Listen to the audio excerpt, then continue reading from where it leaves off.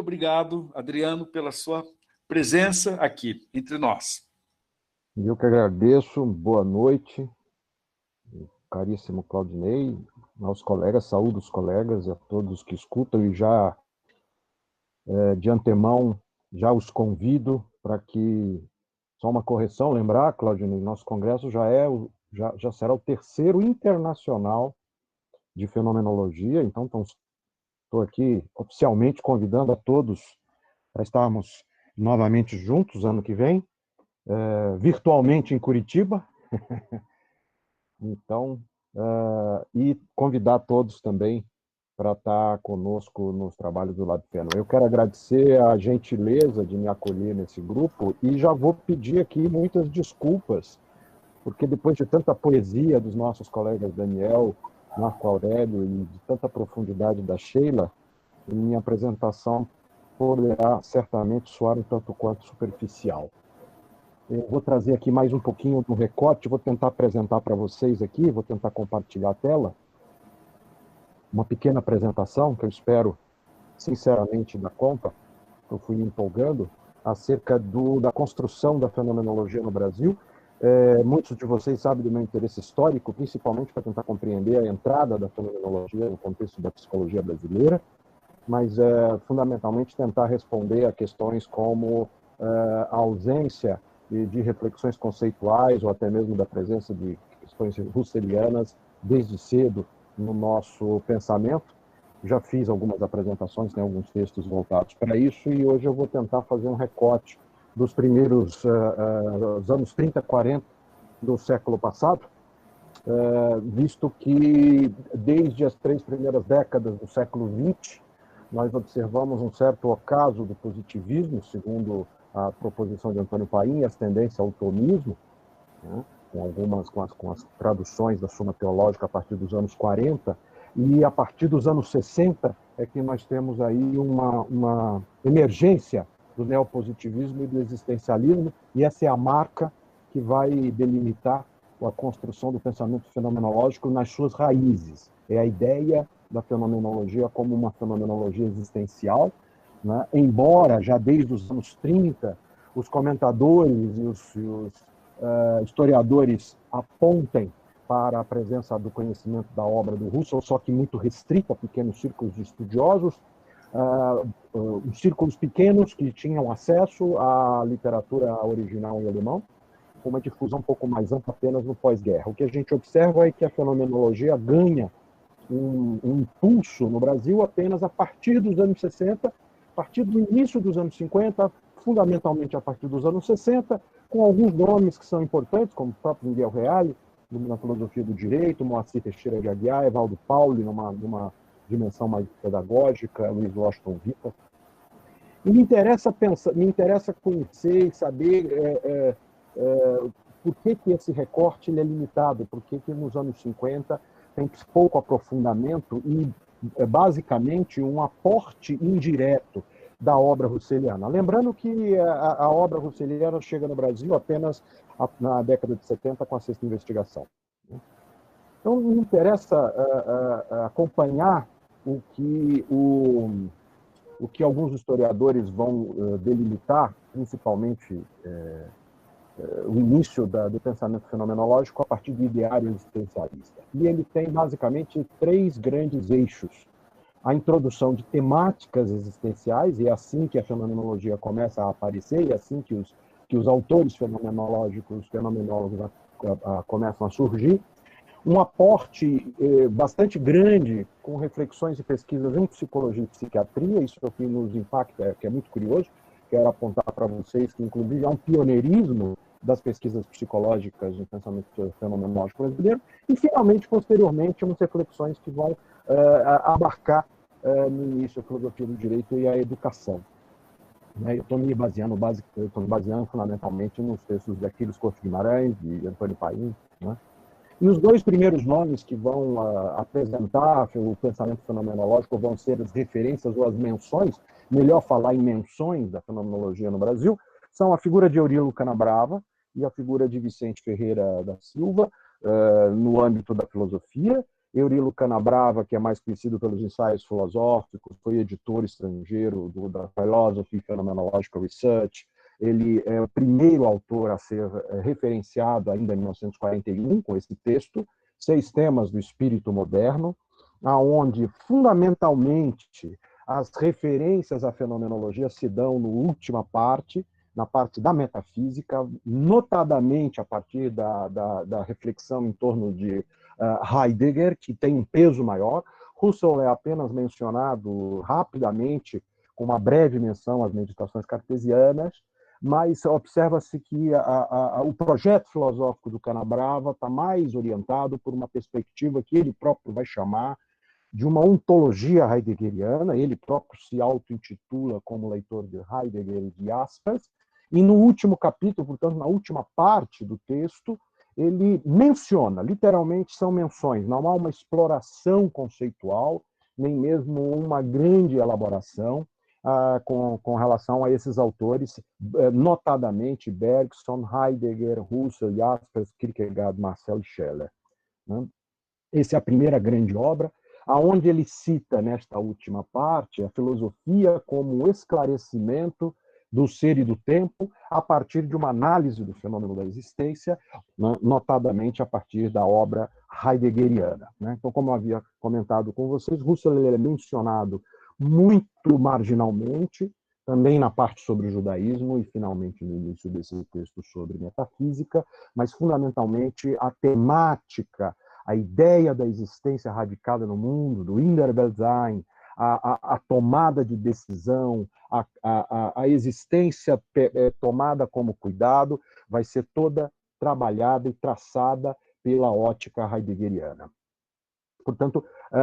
como os historiadores afirmam, a ênfase nos aspectos existenciais marcam, desde o início, a presença do pensamento fenomenológico no Brasil.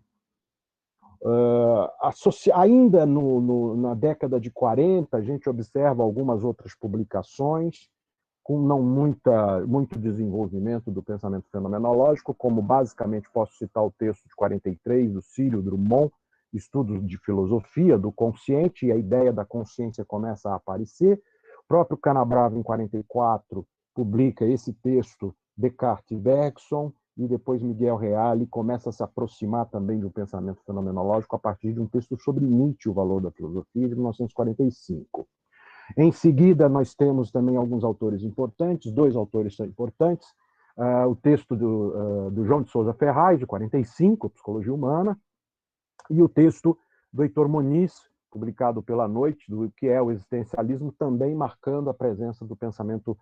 existencialista com muita força no Brasil. Por último, antes do segundo autor, a figura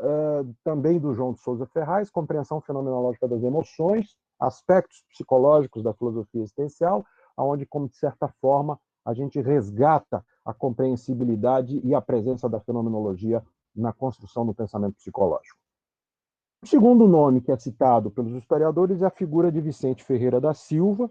que guarda muita similaridade com o pensamento fenomenológico clássico pela sua herança matemática. Ele é considerado dos introdutores da lógica matemática no Brasil, foi uma figura muito importante, tendo sido, inclusive, responsável pela fundação do Instituto Brasileiro de Filosofia, ao lado de Miguel Reale, e também traz no bojo da sua obra o interesse por Heidegger, por Schelling e por Ortega y Gasset. É uma figura importante, que teve uma história bastante relevante, vale a pena citar aqui a presença dele como representante da filosofia brasileira no famoso seminário de filosofia de 1940, no Congresso Internacional de Filosofia de Mendoza, na Argentina, que teve a presença também de Eugen Fink,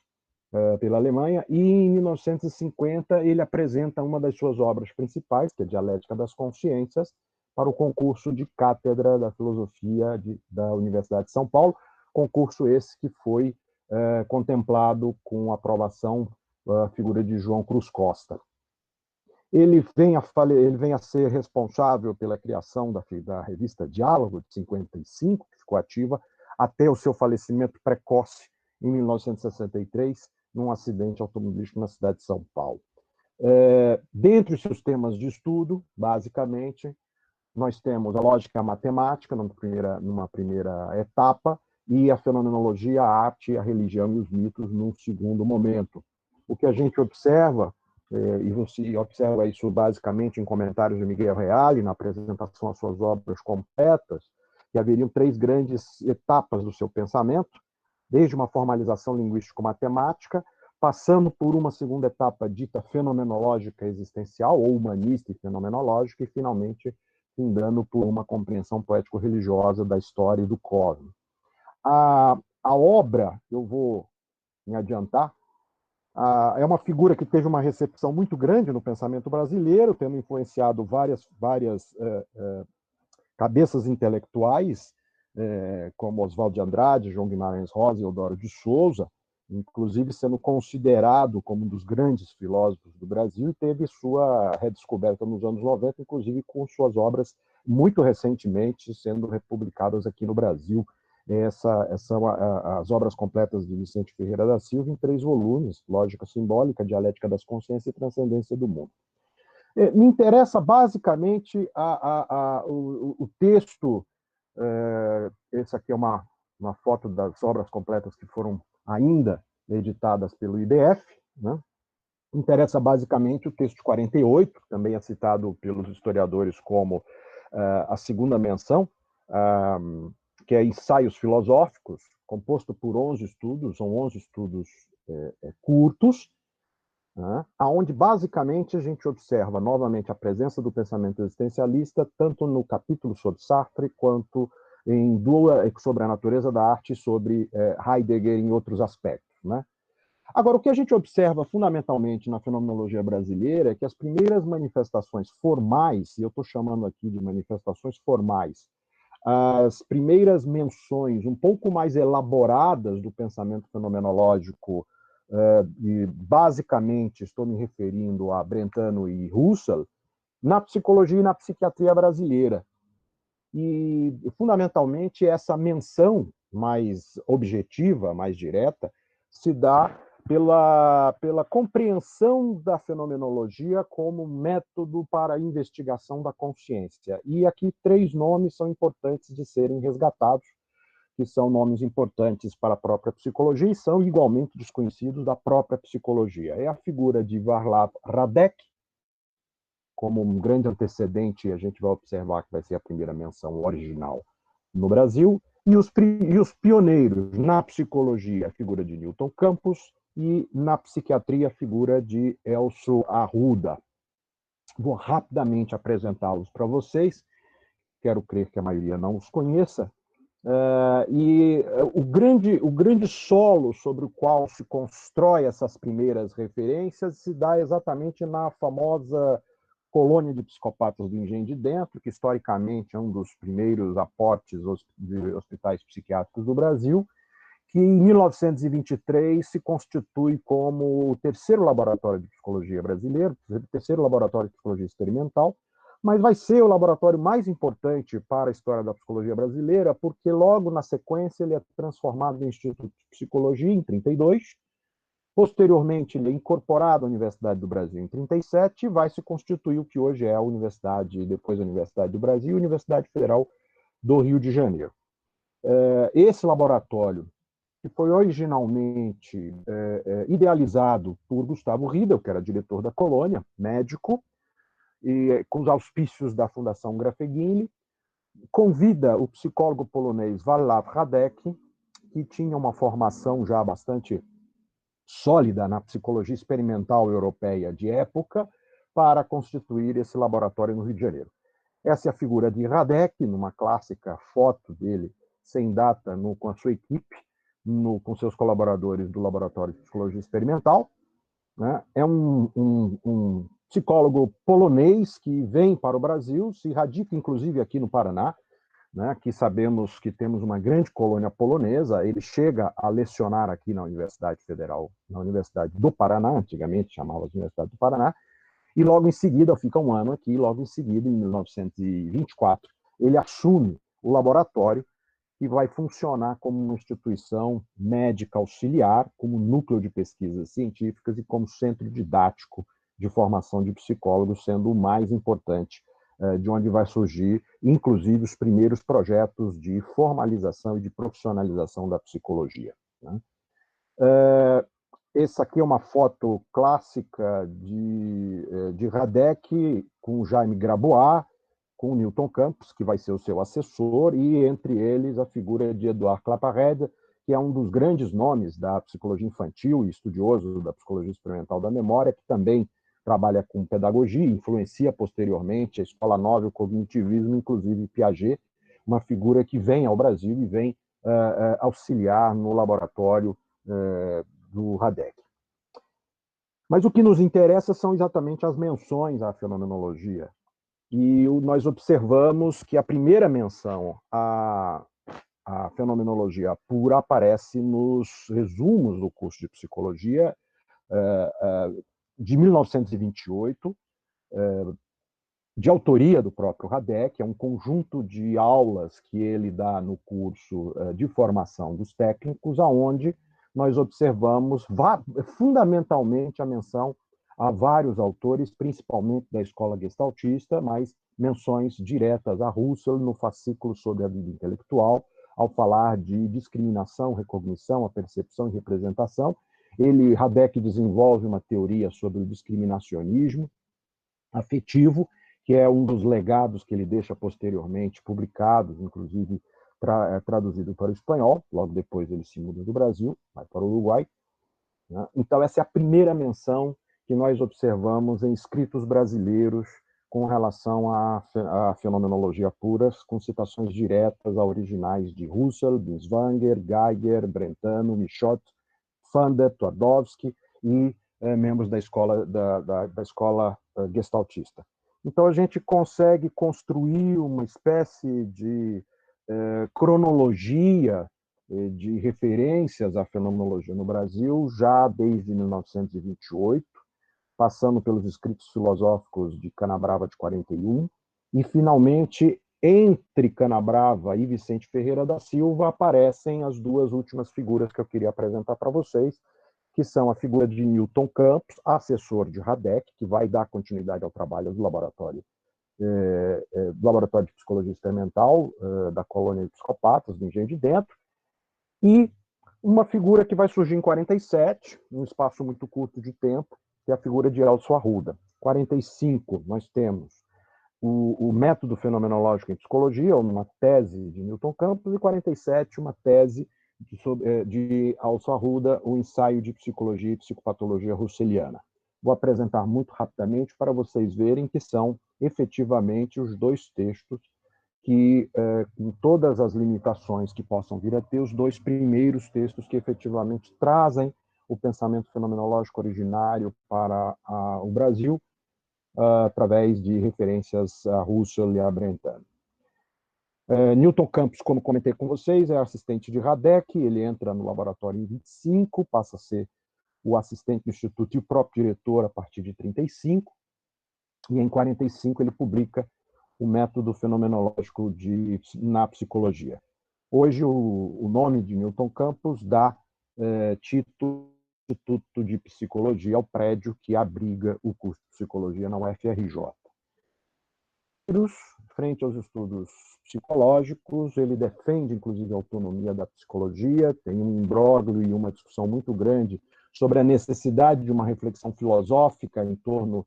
da psicologia como fundamentação, e coloca a sua inclinação para a fenomenologia, entendida aqui por Newton Campos, como uma crítica ao atomismo naturalista, como fundamento e solo para a autonomia da ciência psicológica, e na tese de 45 ele aponta a atitude fenomenológica, ele compreende, interpreta a atitude fenomenológica como uma posição pré-teorética,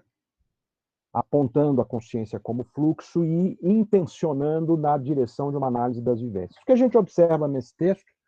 é que ele faz uma apropriação, vamos dizer, indireta, ou talvez um tanto quanto marginal da fenomenologia russeliana, porque apesar de tudo, o foco que ele vai dar nas suas leituras são nas teses gestaltistas, fundamentalmente Köhler, Kafka e Paul Guillaume. Especificamente, ele dedica essa tese a Köhler. Há um peso muito grande nos escritos do Newton Campos, do pensamento diltheiano, que a gente começa a observar uma aproximação da compreensão na psicologia entre Dilthey e fenomenologia. E de Husserl ele cita fundamentalmente as traduções espanholas das investigações, das ideias do primeiro volume, das meditações cartesianas, além de citar Brentano, William James e Fada. E, por fim, a figura de Elcio Arruda, que é um psiquiatra que foi assistente de um dos grandes nomes da psiquiatria brasileira, Dr. Henrique Roxo, na Clínica Psiquiátrica da Faculdade de Medicina, hoje Instituto de Psiquiatria da UFRJ, e que publica em 1947 uma tese para concurso na Bahia, chamada Ensaio de Psicologia e Psicopatologia Russelianas, com duas partes, uma parte que ele chama de psicologia fenomenológica, onde há uma elaboração filosófica um pouco mais depurada, e uma segunda parte, que é notadamente um roteiro de psicopatologia fenomenológica, muito próximo da tradição da psiquiatria de época. E aqui eu queria destacar, são as últimas proposições ou comentários que o Elcio Arruda coloca ao final do seu texto, onde ele marca sua compreensão do método fenomenológico, né, considerado por si próprio como o único capaz de instituir uma ciência rigorosa, a ideia de uma aplicação à psicopatologia que permite um progresso na direção da representação da própria psiquiatria, e, finalmente, a proposição de uma psicologia e psicopatologia fenomenológicas na direção de um Lebenswelt. O que ele cita, além dos clássicos da psiquiatria, e cita vários dos clássicos da própria psicopatologia, ou chamada psicopatologia fenomenológica, além de Bleuler, Kraepelin e Kretschmer, ele cita três grandes nomes da psicopatologia de época, Jaspers, Binswanger e Minkowski. Chama a atenção, nesse texto, que Husserl se faz presente em mais de 100 menções na primeira parte, e, obviamente, apenas 16 na segunda, né? E, no caso de Elcio Arruda, nós já temos a observação de, inclusive, ele tem alguns estudos direto na Alemanha, então, certamente, ele cita, referencia e certamente leu alguns originais em alemão, além de algumas traduções em espanhol. Então, você já observa a presença do pensamento russeliano um pouquinho mais forte na figura de Elcio Arruda, além de citar Merleau-Ponty, Scheller, Brentano, etc. Né? Para a finalização dessa pequena apresentação panorâmica, uma menção do próprio Elcio Arruda, como um mote muito próximo àquilo que o Jaspers vai trazer na sua psicopatologia geral, o estudo aprofundado de todas as manifestações do psiquismo humano deve ser o objetivo imediato de todo aquele que desejar fazer psiquiatria. O conhecimento da psicologia fenomenológica representa, assim, uma necessidade imperiosa, porque somente ela nos permitirá conhecer os atos psíquicos em sua estrutura essencial e no modo de dar-se. Somente baseados em uma psicologia rigorosa, poderemos arrancar a psiquiatria do empirismo que há séculos impede seu desenvolvimento como ciência autônoma. O pensamento fenomenológico, apesar de ter tido um impacto bastante grande na psiquiatria brasileira, acaba não sendo a sua grande dominância. E mesmo a proposição da investigação do homem como tendo uma disciplina, como tendo um sentido ontológico, como ele escreve em textos a posteriori, da década de 70, acaba não tendo uma dominância na psiquiatria, nem mesmo na psicologia brasileira, o que é curioso, dado que, como a gente observa, são dois dos pioneiros no campo brasileiro. Finalmente, para encerrar com um pequeno fechamento, observamos, então, uma presença até os anos 50, uma presença muito limitada e indireta da fenomenologia. Apenas no início dos anos 50, notadamente 54, nós temos duas pequenas introduções a Heidegger, uma de Carlos Lopes de Matos e uma de Glaucio Veiga. Carlos Lopes de Matos, nós fizemos uma republicação da primeira parte, e o cenário efetivamente começa a mudar em meados da década de 60, notadamente graças a um grande volume de traduções de Heidegger e de Sartre, destacando aqui, dentre outros, o ano de 66 como marco, com traduções de introdução à metafísica, uma tradução clássica de Manuel Carneiro Leão, depois questão de método, com Bento Prado Júnior, esboço da teoria das emoções, marxismo e existencialismo, e a própria publicação de Ernst Stein sobre introdução a Heidegger. E, finalmente, em 67, com mais um volume de traduções, com vários textos de Heidegger, e a primeira tradução de Merleau-Ponty, que é Humanismo e Terror. Então, a gente observa claramente que há um movimento, né, não linear na apropriação da fenomenologia no Brasil, até chegarmos, finalmente, ao primeiro texto brasileiro traduzido para o português de Husserl, que é a Sexta Investigação, um mero recorte, naquela clássica e famosa coleção Os Pensadores, né? O que, de certa maneira, talvez indique um pouco porque o pensamento husserliano teve algum tipo de interpretação simplificada, principalmente em áreas fora da filosofia. Por fim, agradecer a todos vocês e apontar para aqui o nosso novo projeto, todos convidados a conhecer a nossa nova revista, Phenomenology, Humanities and Sciences, e agradecer a oportunidade de estar aqui com vocês e também a conhecer o nosso laboratório. Muito obrigado e uma boa noite para todos.